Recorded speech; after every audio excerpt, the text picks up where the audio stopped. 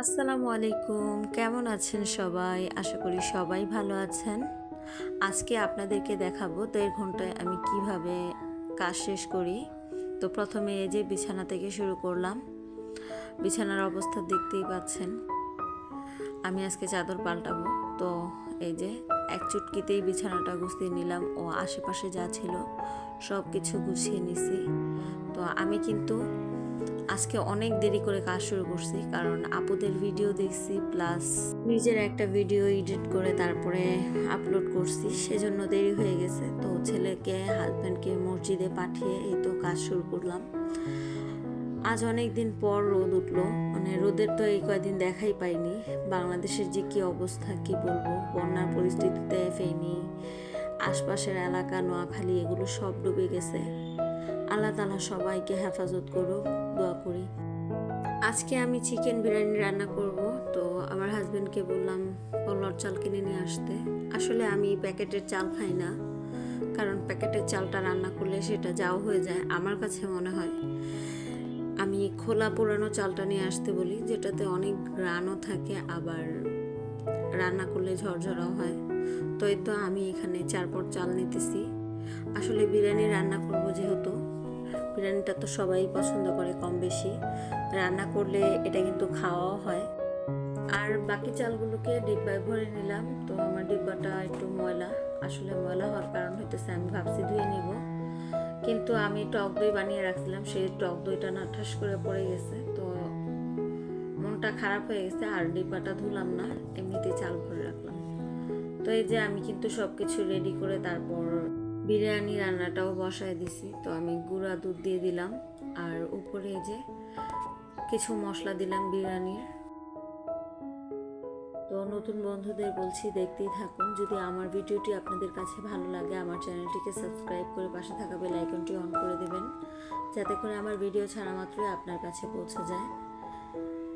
আর হ্যাঁ, পুরাতন আপুদেরকে বলছি, আজ কথাটা না বলে পারলাম না।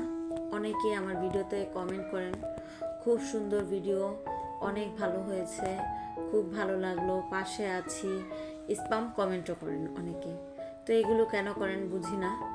অনেকে লাইকও দেয় না, মানে কি বলবো, ওনারা কমেন্ট করতে আসে, কমেন্ট করে তারপর চলে যায়, পুরো ভিডিওটাও দেখে না। যদি খুবই ভালো লেগে থাকে তাহলে পুরোটা ভিডিও শেষ না করে কেন চলে যান? আমার প্রশ্ন আপনাদের কাছে। আমি কিন্তু প্রতিদিন বলি না যে লাইক দিচ্ছেন না কেন, লাইক দেন। আমি কিন্তু বলি না যে কমেন্টে এন তেন বলে যান।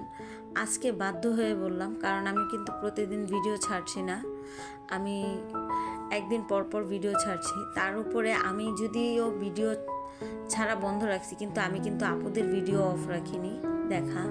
আমি প্রতিটা আপুর ভিডিও দেখতেছি, যতক্ষণ পারতেছি আমি আপুদের ভিডিও দেখে শেষ করতেছি।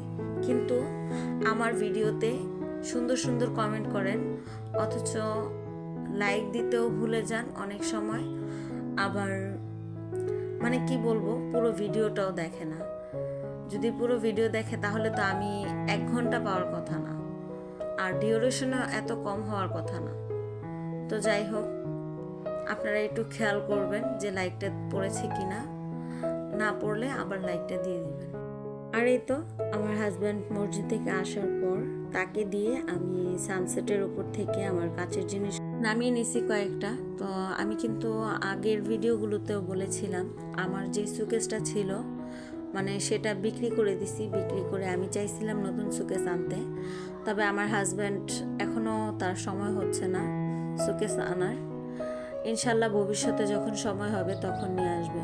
তো যাই হোক, প্রথমে এই যে একটা ধোয়া দিলাম, মানে কাচের জিনিসগুলো অনেক দিন ধরে সানসেটের উপর পড়ে আছে, অনেক ময়লা পড়ে গেছে। তো এক ধোয়া দিয়ে তো আবার আরেকটা ধোয়া দিলাম, এখন ভালো করে ধুয়ে নিতেছি। তো দেখতেই থাকুন। আমি যখন ভয়েস দেই, দরজা জানলা সব কিছু লাগিয়ে বাচ্চাদেরকে ঘুম পাড়িয়ে তারপরে ভয়েস দিই, তবুও আমার ভয়েসের ভিতরে মাঝে মধ্যে অনেক শব্দ আসে, যেমন গাড়ির শব্দ, ফেরিওয়ালা, মাছওয়ালা, তারপর রাস্তায় হেঁটে যাওয়া মানুষের আনাগোনা, চিল্লাচিল্লি, এই হ্যান ত্যান আর কি। আসলে রাস্তার পাশে বাসা তো সেই জন্য এরকম চিল্লাচিল্লি শব্দ শোনা যায়। তো মাঝে মধ্যে আমার ভিডিওতে অনেক শব্দ আসে, তো আপনারা কেউ কিছু মনে করবেন না, ক্ষমার দৃষ্টিতে দেখবেন। তো কথা বলতে বলতে আমি আমার কাছের জিনিসগুলোকেও ধুয়ে নিছি। এখন এগুলোকে আমি আমার শাশুড়ির রুমে শুকাতে দেব। আমি একটা পাটি বিছিয়ে তারপরে একটু পানি ঝরার জন্য দিলাম, পরবর্তীতে আর কি এগুলো মুছে নিব।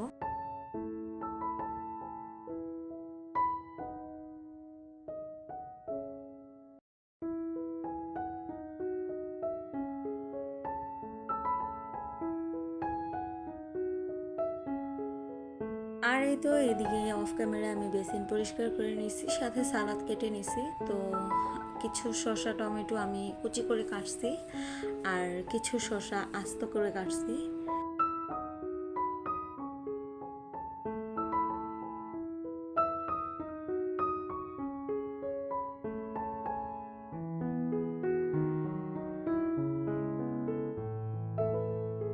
তো 2:30 বেজে গেছে। আমার হাজব্যান্ড বারবার বলতেছে তাড়াতাড়ি খাবার দাও।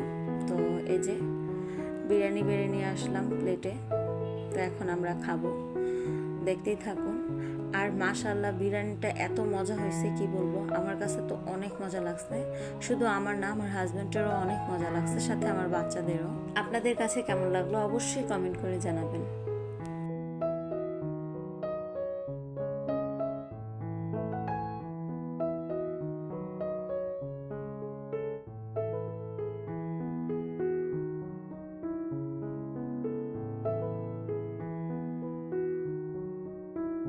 খাওয়া দাওয়া করে বাচ্চাদেরকে ঘুম পাড়াবো, আর হাজব্যান্ডও একটু ঘুমাবে। আর এই সুযোগে আমি আপুদের ভিডিও দেখে শেষ করব।